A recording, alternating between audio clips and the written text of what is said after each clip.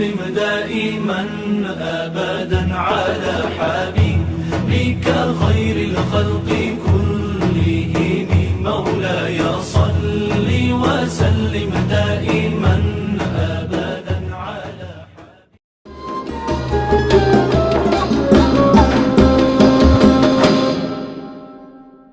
Assalamualaikum warahmatullahi wabarakatuh. Dan salam sejahtera kepada para penonton yang dirahmati Allah Subhanahu wa taala. Alhamdulillah, syukur kehadrat Ilahi kerana dengan limpah dan kurnianya kita dapat bersama-sama dalam rancangan Temu Bual khas hari ini. Dengan tajuk yang cukup bermakna, iaitu solat daripada berbagai perspektif. Solat ialah tiang agama dan kewajipan utama setiap Muslim. Namun, ramai antara kita yang menunaikannya sebagai rutin tanpa benar-benar memahami maknanya yang mendalam. Oleh itu, hari ini kita akan menelusuri keindahan solat bukan sahaja dari sudut agama, tetapi dari perspektif psikologi, sosial dan juga fizikal. Bersama saya hari ini ialah tetamu istimewa Ustazah Hazika Badisha binti Abdul Aziz, seorang pendidik agama dan penceramah bebas yang berpengalaman dalam bidang fiqh ibadah. Assalamualaikum Ustazah. Waalaikumsalam warahmatullahi wabarakatuh. Terima kasih saudari Alisa Natasha atas jemputan untuk membincangkan isu tentang solat daripada pelbagai perspektif. Saya amat-amat hargai atas jemputan ini. Baik Ustazah, boleh kita lanjutkan perbualan kita pada malam ini? Baik Ustazah, kita mulakan dengan persoalan asas. Dari sudut rohani, apakah sebenarnya makna dan hikmah solat kepada jiwa seorang Muslim? Seperti mana yang Allah telah sebutkan dalam surah Taha ayat 14, yang mana Allah berfirman, "Dirikanlah solat untuk mengingatiku." Daripada ayat ini Allah menjelaskan bahawa solat ini bukan sahaja pergerakan tubuh, tetapi zikir yang mendidik hati kita supaya sedar bahawa Allah tu melihat dan mendengar setiap pergerakan kita, perbuatan kita yang kita lakukan dekat dunia ni. Bila seseorang itu menjaga solatnya, dia sebenarnya sedang menjaga jiwa dia daripada tergoda daripada sebarang maksiat ataupun sebarang keburukan yang akan mendatangi kepada dia. Rasulullah SAW sendiri pernah menjadikan solat sebagai sumber ketenangan jiwanya semasa hayat kehidupannya. Dalam hadis, baginda bersabda, "Wahai Bilal, tenangkan kami dengan solat." Jadi pada baginda, solat ni ialah satu terapi jiwa untuk menenangkan diri kita daripada segala permasalahan dunia. Jadinya solat ni adalah ubat bagi hati manusia yang gelisah, penawar kepada tekanan dan keresahan rohani kita. Baiklah, Masya Allah. Jadi, kalau kita faham maksud solat sebenar, pasti solat itu memberi ketenangan dan kekuatan batin. Baiklah, Ustazah, kita lanjutkan kepada soalan seterusnya. Dalam kehidupan moden ini, ramai yang mengalami tekanan mental dan juga emosi. Dari pandangan Islam dan psikologi, bagaimana solat membantu dalam kestabilan emosi seseorang itu? Baiklah, jika kita lihat kepada zaman kini, ramai individu yang mengalami tekanan emosi, stres daripada segi kerja, dari belajar, yang semakin banyak ujian dan dugaan yang mereka hadapi.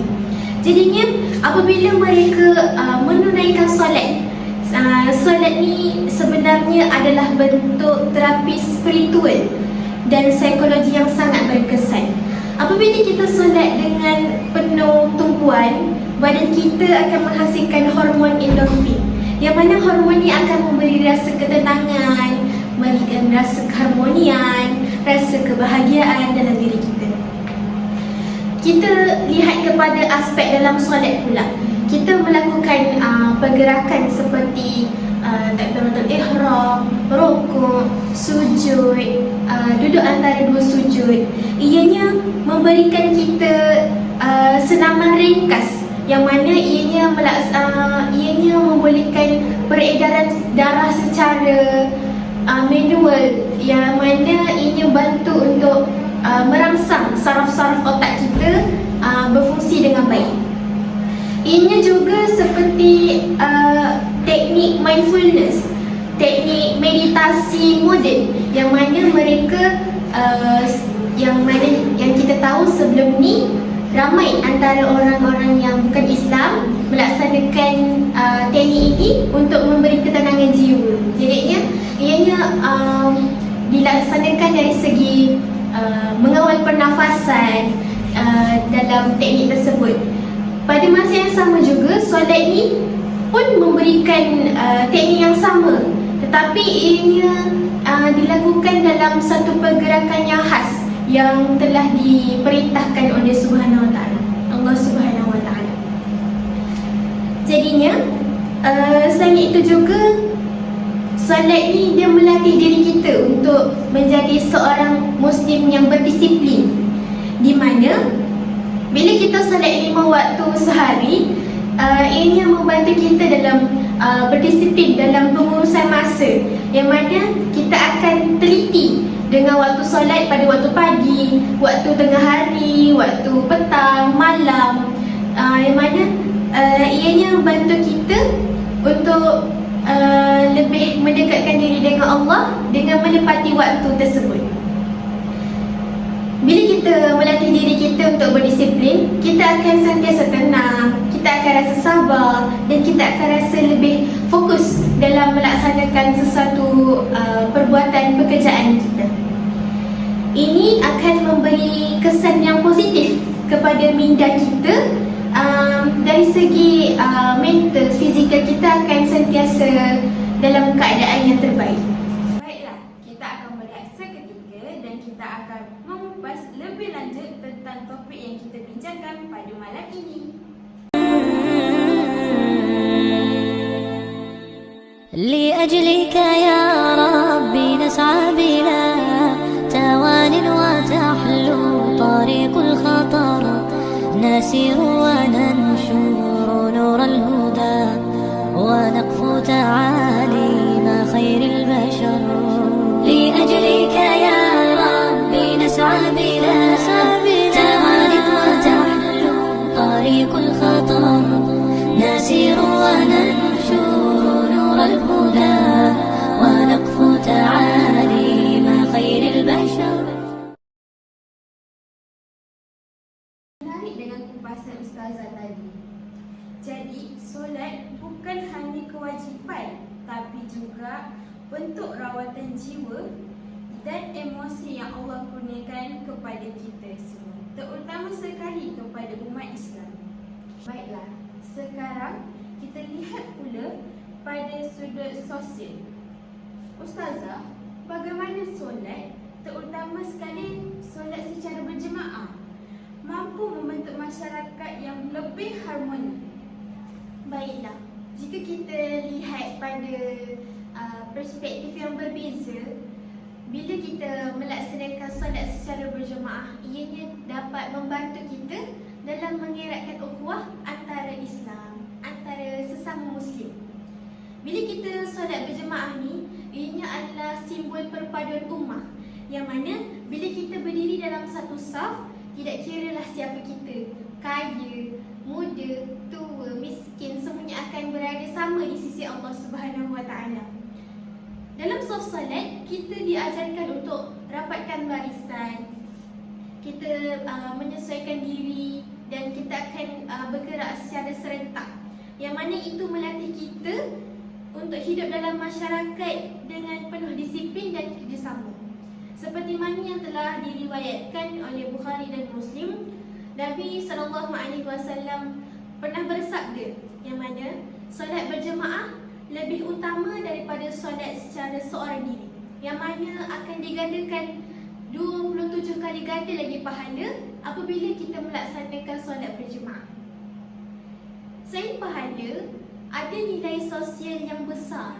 Antaranya, bila kita solat berjemaah, kita akan menyatukan hati, kita akan menghapuskan ego dan menggerakkan dan mengeratkan hubungan antara sesama Islam.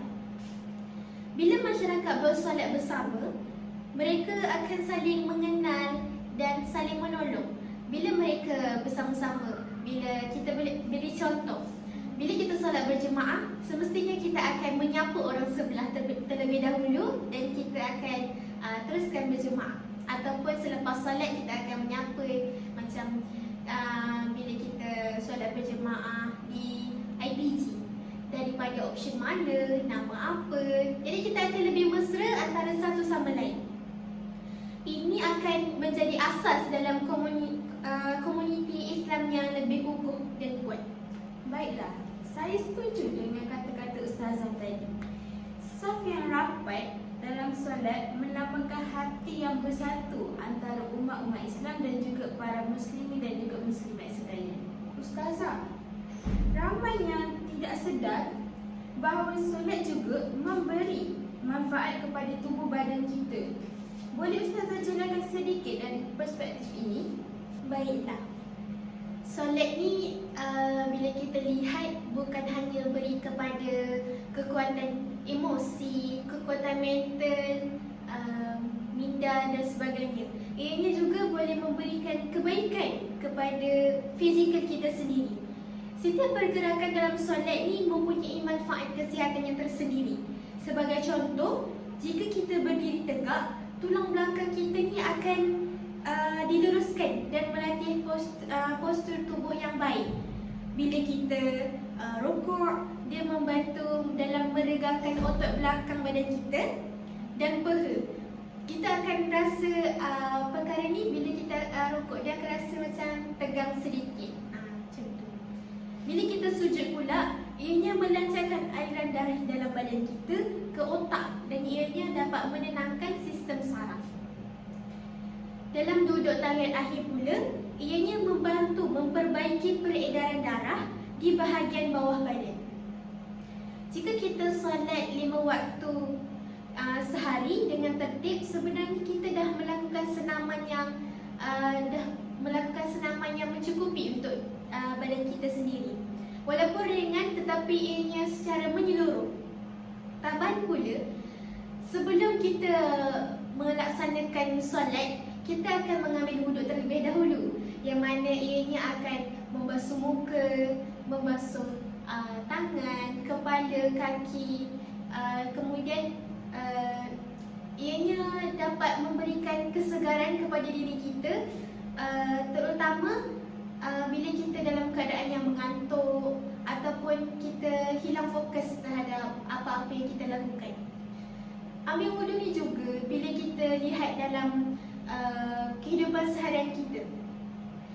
Sebelum kita nak belajar, kita boleh mengambil wuduk. Ianya dapat membantu memberikan ketenangan jiwa kita apabila kita belajar. Dan ianya memberikan salah satu faktor yang mana apabila kita belajar tu kita akan dapat memahami dengan lebih senang dan lebih mudah. Subhanallah, rupanya setiap gerakan dalam solat ada hikmah fizikalnya. Dia membuktikan Islam agama yang lengkap dan menyentuh semua aspek kehidupan, termasuklah kesihatan fizikal. Baiklah, alhamdulillah, kita sudah sampai ke penghujung sesi. Sebelum kita tamatkan temu bual pada malam ini, mungkin Ustazah boleh berikan sedikit pesanan kepada para penonton di luar sana. Baiklah, antara pesanan saya kepada para penonton yang hadir dalam sesi temu bual ini ialah solat ini bukan hanya sekadar kewajipan, namun ianya sebagai bukti kasih sayang antara kita dengan Allah.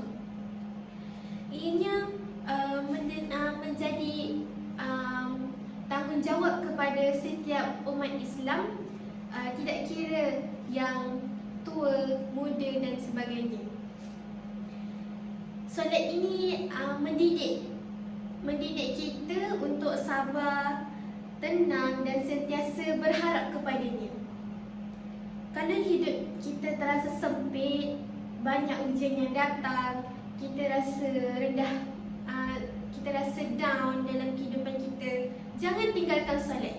Sebab bila mana kita solat, di situlah datangnya ketenangan dan kekuatan yang sebenar dalam diri kita. Untuk kita dapatkan lebih lagi manfaat dan kita tunjukkan lebih lagi kasih kita kepada Allah Subhanahu Wa Taala, kita boleh lakukan seperti solat-solat sunat, zikir-zikir harian yang mana ianya dapat menambahkan lagi ketenangan dalam jiwa kita. Solat tahajud ni seperti solat tahajud. Solat tahajud tidak lama, hanya 2 rakaat sahaja. Dan bila kita bangun pagi contohnya, kita buat solat sunat tahajud sebelum subuh. Ianya akan membantu mempermudahkan segala urusan dalam kehidupan kita. Bila kita dah dapat istiqamah dalam melakukannya, kita boleh tambah dengan solat-solat sunat yang lain. Kita juga haruslah terus berpegang kepada Al-Quran dan As-Sunnah, yang mana setiap hari kita wajarlah membaca paling-paling tak pun satu muka surat pun. Satu muka surat sahaja pun sudah memadai untuk kita baca Quran setiap hari. Dengan menyebut kalam-kalam Allah pada setiap hari, ianya akan membantu kita dalam melancarkan lagi lafaz-lafaz lidah kita, dan ianya akan membantu dalam mengurangkan kita daripada melakukan perkara-perkara yang tidak baik. Contohnya seperti mencarut, berkata kesat dan sebagainya. Jadi, jadikanlah solat ni bukan sekadar amalan, tetapi gaya hidup dalam kehidupan kita. Bila solat dijaga, insya-Allah seluruh kehidupan kita akan dijaga oleh Allah Subhanahu Wa Taala.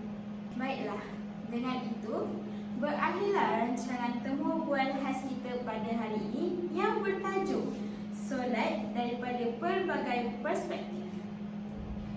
Semoga perkongsian ini memberi manfaat kepada kita semua, dan semoga kita terus menjadi insan yang menjaga hubungan dengan Allah Subhanahu Wa Taala melalui solat. Sekian, terima